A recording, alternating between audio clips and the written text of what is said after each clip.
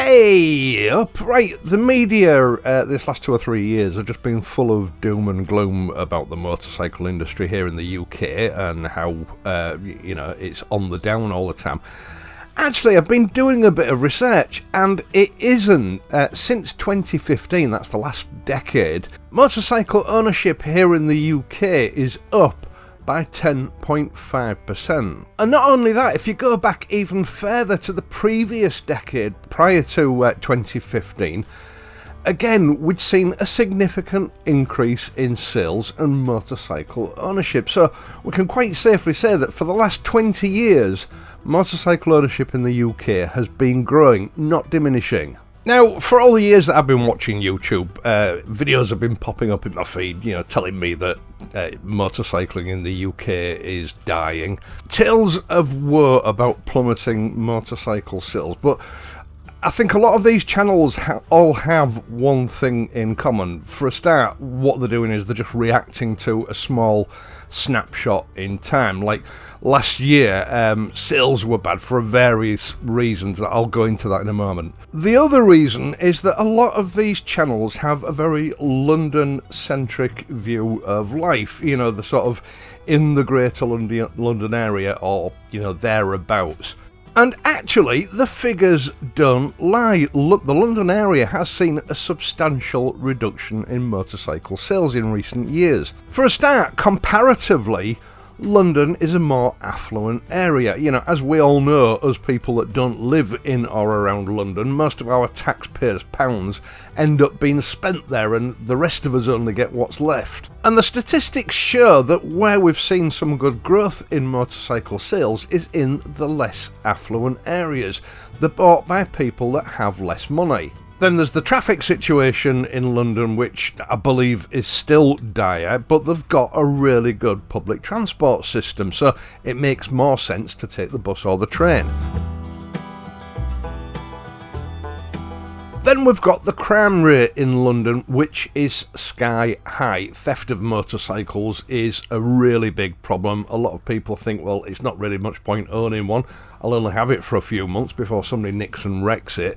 And I know that because I get people in the comments section from London that they consider this to be the biggest problem with motorcycling, but they don't realise that it's not actually like that everywhere else in the country. Because London is a cesspool of crime. The rest of the country, okay, we have crime, but it's not on the same level. Actually, I shouldn't have said that because we're going to have even more southerners moving up north now.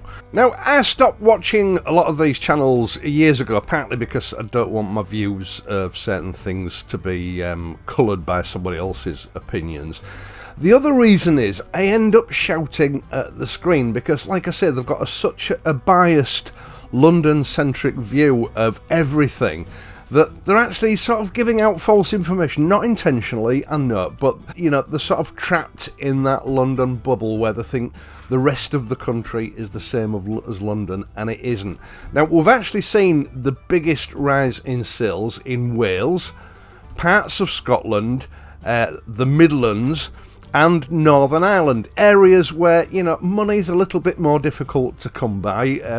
Small motorcycles are probably a more affordable option to a motor car, and, there is no sort of public transport that is of any use to your average person, so, motorcycles make perfect sense. Now, sales in these areas have been driven up by certain sort of factors that we're all aware of. One is the cost of living. These areas tend to be hit harder than, those places down south. Wages in these areas tend to be a lot lower than they are down south. Okay, the cost of living is slightly lower, but it does leave these people more vulnerable when the economy changes. We've got a cost of living crisis at the moment, which means everybody's bills go up, the cost of food goes up, the cost of petrol goes up, and it quite often gets to the stage where commuting to work in your car, because there's no available public transport, is becoming a little bit on the expensive side, and it often works out more achievable to either keep the car and buy a small motorcycle or scrap the car altogether and buy a small motorcycle to commute to work. And then on top of that, they can make major savings on parking fees because, generally speaking, you can park a bike anywhere for free. You can usually park it in the yard at your place of work. You know, you don't have to go hunting for a parking space, feeding meters all day, or paying exorbitant prices just to leave your car somewhere safe for 8 hours while you earn a crust. The general situation in and around London isn't the same. Public transport is fairly constant.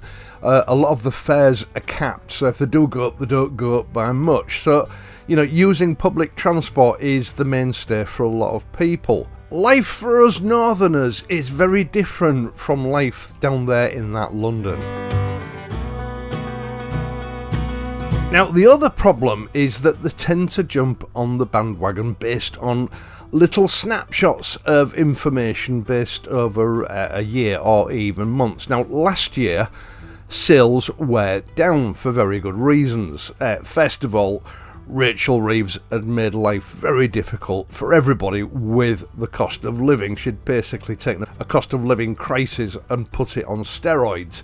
Then on top of that, we had a very wet start to the year, and you know, motorcycle sales don't do well when the weather's bad. Now, I've been riding motorcycles and buying motorcycles for 46 years, and this is something that I've seen happen time and time again. It's not unusual, it's just circumstances affecting motorcycle sales. It happens, you know, 2 or 3 times a decade. It's a regular thing. It's not unusual. But on top of that, as if things weren't bad enough, last year the Euro 5 Plus regulations came in, which meant a lot of motorcycle manufacturers were pre-registering bikes at the end of 2024.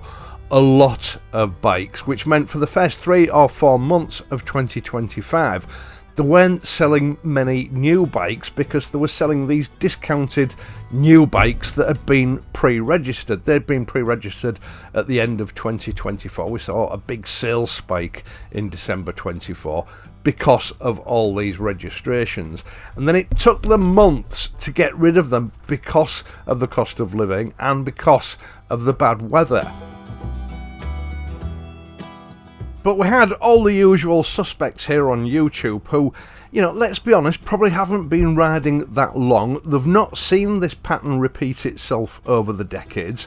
And their sort of assessment of the situation that motorcycling is on a steady demise. Motorcycle sales are going down and, you know, motorcycling is coming to an end, basically. It's not. Just looking back historically, you know, the 1960s is considered quite rightly to be the golden era of motorcycling here in the UK. You had a growing affluence in society. You had young lads leaving school, getting jobs, they needed transport, they'd buy a bike and, you know, they'd ride bikes for years. Some of them still ride them now. But the resources that I've read in the past say that, you know, the UK motorcycle industry as a whole was only building about 100,000 motorcycles a year, and a lot of those were export models going to America. Now, the 1960s in the UK was the rise of the motor car. You know, people who were a little bit more mature, sort of late 20s, were able to afford cars. So, of course, by the 1970s, these cars were coming up on the second-hand market. And one thing I remember in the 1970s was, you know, my brothers and all their mates, when they left school, they would buy a 50cc commuter to get them to work. The minute they hit 17, they would start taking driving lessons, they would pass the test, and they would buy a cheap second-hand car, and they never went back to motorcycling again. And I know anecdotally I've mentioned this in videos in the past, but when I started riding in 1980, I would use my bike to commute to and from work, you know, throughout the week. I'd also use my bike to go on errands, buying stuff that I needed. I would also use the bike almost every night to go and visit, you know, whatever Doris I was seeing at the time, who lived in Hull. And it didn't bother me because I loved motorcycles, but I remember paying attention at the time to the fact that during the course of a week I would be lucky if I would see 2 or 3 other motorcycles, and that's during the course of a week. Now, I actually live on the route that I used to take every day to work and to, get into Hull to visit girlfriends, etc. And I will see 2 or 3 motorcycles every 10 minutes past my house. So, on the whole, although the motorcycle industry does have its ups and downs, generally motorcycle sales are on the up. And this year it's been reported by the end of February that UK motorcycle sales are up by 17% on the same period last year, driven mainly by the 125 to 500cc segment, although sales have been good across the board. And as it stands, Honda are dominating those sales, particularly in the 125 to 500cc category with the PCX 125 and the Honda GB350S. Which I think ratifies that to some extent new motorcycle sales and the rise in motorcycle sales is being driven by necessity, the need for small economical bikes that will get you to work throughout the week but are still fun on the weekend as well. It would seem that the reason for buying motorcycles has turned full circle. It's now the same reasons that people bought bikes in the 50s and the 60s. Necessity first, pleasure second. Right, I'm gonna love you and leave you because I've got other things to do. Once again, thank you so much for taking the time to watch this and my other videos, and in doing so helping to support this channel. I really do appreciate it. If you've enjoyed this video, please leave a like and hype this video if the hype button is available to you. Also, subscribe to the channel if you're not already a subscriber. Now, there are other ways you can help me out via my Patreon page or PayPal donations, details of which are in the video description down below, or you can use the super thanks button. It's not essential, but it is appreciated. I am, of course, going to be back next week, so ride safely, and I'll see you soon.